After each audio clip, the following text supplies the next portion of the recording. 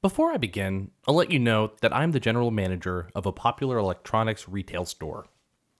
This happened a few years ago. I had taken leave since I was shifting to a new place, and I didn't have any time to buy furnishings. I went to IKEA to buy some furniture, and then I went to one of the retail chains of the company where I work. I get a special employee discount, so it was a good deal for me.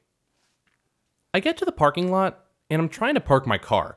As soon as I get out of the car, I watch this woman in her early 30s or so bumping into my parked car. She was obviously a bad driver. I could tell. She opens her window and mumbles something like, "Who the hell has parked their car here?" I see a dent and scratch where she had hit it. Then she parks terribly in an open spot. I walk towards her and tell her to pay for the damages she's done. At this point, I could tell that she's not the kind of person who apologizes. And I wasn't wrong at all. She takes one good look at the car and asks what I was talking about. I told her that I saw her bump into my car. She denies and says that I have no proof. I take out my phone and immediately take a picture of her. She tries to snatch my phone and asks what I'm doing. I calmly tell her that I am going to report her if she wouldn't pay for the damages. As expected, she denies. I took a few pictures of her car, her license plate, and a picture of the overall scene. She practically tries to tackle me. I tell her that there are several CCTVs recording the lot, and if she tries to physically abuse me, she would immediately be thrown in jail. She takes a step back and tells me that she wouldn't pay no matter what. Then she tells me that I should ask my insurance company to pay, like the entitled moron she is. I tell her that they'd cover for it, but I will risk increasing my premium charges the next time. She ignores me and tells me that it was my problem, and that she shouldn't have to worry about such minor issues. Then she proceeds to walk toward the lift. I'm left with no choice, so I contact my insurance company. Then I file a police report online and decide to take action after I finish shopping. I walk into the store, and there's already a ruckus. Some woman is scolding a poor employee. I take a quick peek, and it's the woman who bumped my car. I ask another employee what's going on, and he tells me that she couldn't find something that she wanted and decided to reprimand the employee who asked if she wanted any help. It was senseless. Karen kept saying, "You should put these lights with those lights to avoid confusion." And the employee kept explaining the reason why they arranged the things in the way they did. I already had a sour mood, so I didn't want to butt in. I was on a leave as well, and didn't want to be involved unless the matter was urgent or got out of hand. I go on with my shopping when I hear a familiar voice screaming. It's obviously Karen, yet again. So, one thing to note is that we have seasonal sales every year, and this happened just a few days before Christmas. This year, too, the store was providing a discount of 30% on all orders. I ask what all the commotion was about, and I am told that Karen pulled out a coupon from her pocket and asked for an additional 15% discount on her order. It was already mentioned that we were giving a 30% discount and no other coupons will be accepted during that particular sale. The woman, like the Karen she was, chose to completely ignore it and demanded a flat 45%. The worker tried to explain to her that she couldn't accept her coupon and that the coupon can be used later. However, there's no stopping Karen. Cue the classic Karen move. She asks for the manager. The store manager walks in with a sign and puts on his broadest smile and asks what the problem was. He then explains that there was no way to avail a 45% discount on the product. "But I have the coupon. I don't want to hear anything. Use my coupon," she kept on saying. The amount without the discount was $200. Her total came to $175 after the discount. That wasn't good enough for her, evidently. She said that she would only pay if her coupon was accepted.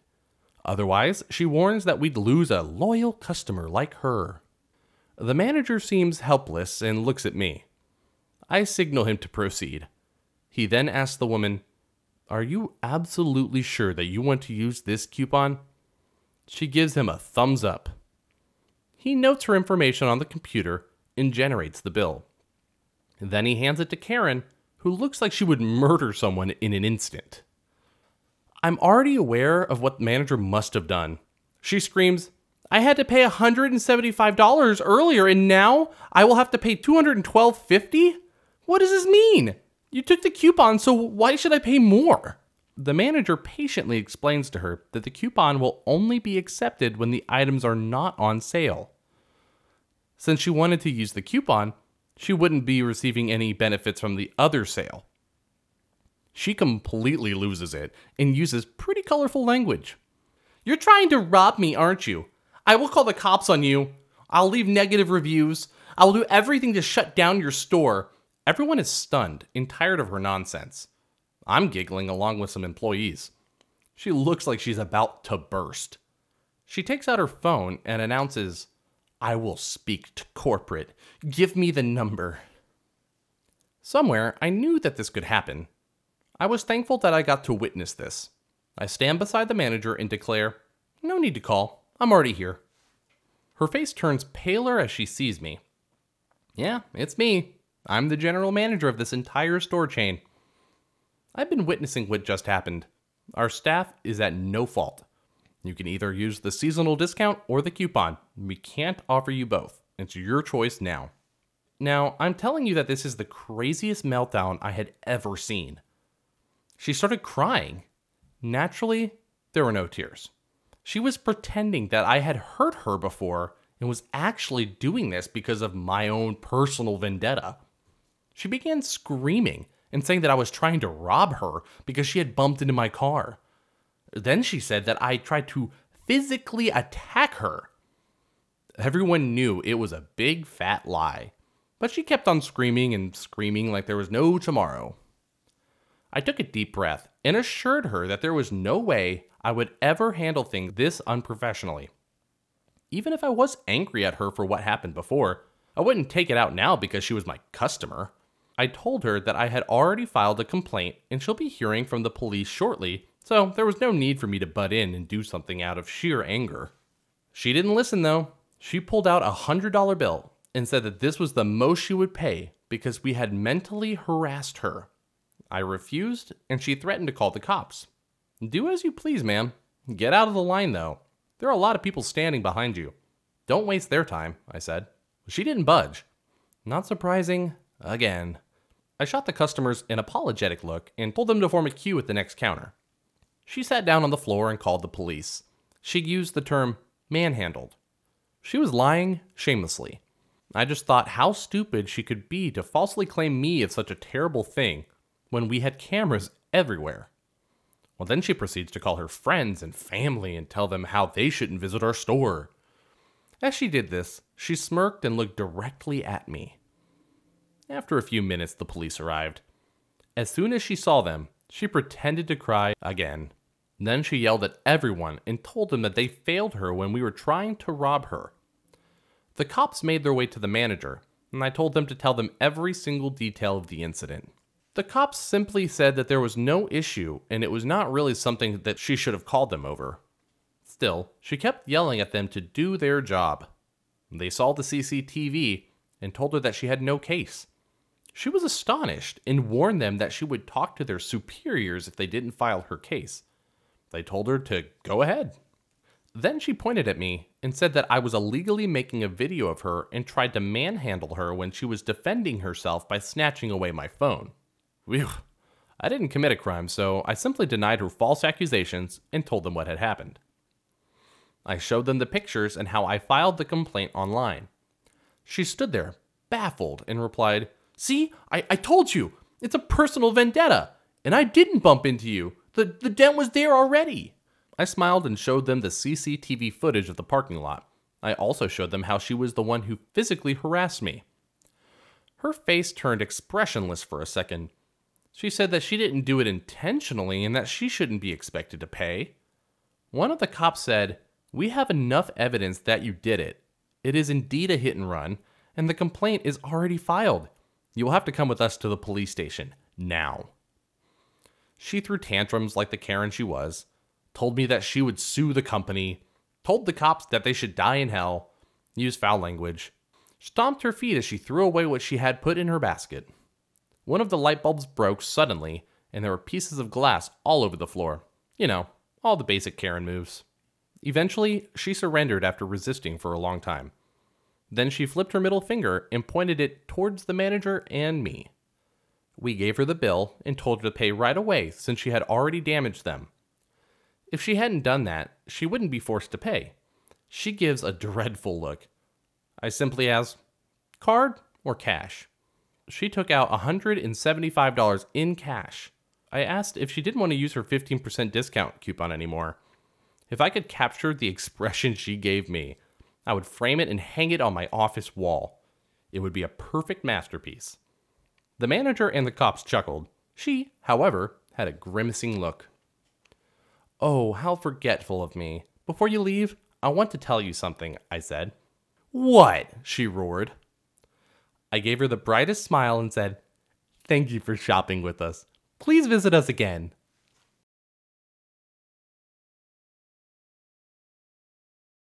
In the early 2000s, I worked at a Canadian casino.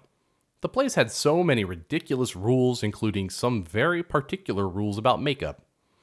The makeup rules were as follows: no fake eyelashes, no fake fingernails or fingernail extensions, no makeup that is not a natural color.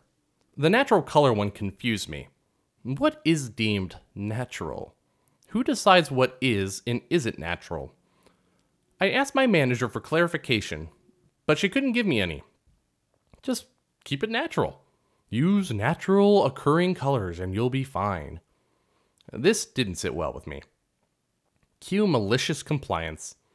My aunt has her master's in environmental science. I went to her house one evening and I picked her brain about the natural occurring colors. She informed me that, scientifically, natural occurring colors are colors that can be found directly in nature. She even showed me a textbook that directly spoke about natural occurring colors. I borrowed the textbook and highlighted the paragraphs that specified this. And keep in mind, this was well before you could just Google something. The only way to back up the claim was to carry that 750-page textbook to work with me. On my next shift, I went all out. Green eyeliner, eggplant-colored eyeshadow, yellow nail polish on one hand and mango-colored on the other hand. I hit the floor to work, and within the first few minutes, I get hauled into my manager's office. "OP, what do you think you're doing? You can't wear those colors. You know our policy states natural occurring colors only when it comes to makeup. Head to the staff bathroom immediately and remove it." Wordlessly, I headed to the staff bathroom, but instead of taking the makeup off, I went to my locker, grabbed the textbook, and marched back to my manager's office. Excuse me, manager? I am wearing natural occurring colors. Here, look at this textbook that specifically states what natural occurring are, by definition." I watched her face change as she read the book. First, she looked pissed, then worried, and then finally resigned herself to what was happening. "OP, do you really need to be that type of person?" Me. "The type that follows the rules? I thought that's what you wanted me to do." She asked me to head back to the floor. For the remaining time I was employed there, I wore whatever color makeup I wanted, and so did almost all of my coworkers. They tried coming out with new rules, but could never get the wording right. Screw stupid rules. Malicious compliance for the win. When will people learn that if you want people wearing or not wearing certain colors, you have to spell that out? Don't want wild or crazy colors? Name the ones you'll accept. It's much easier that way.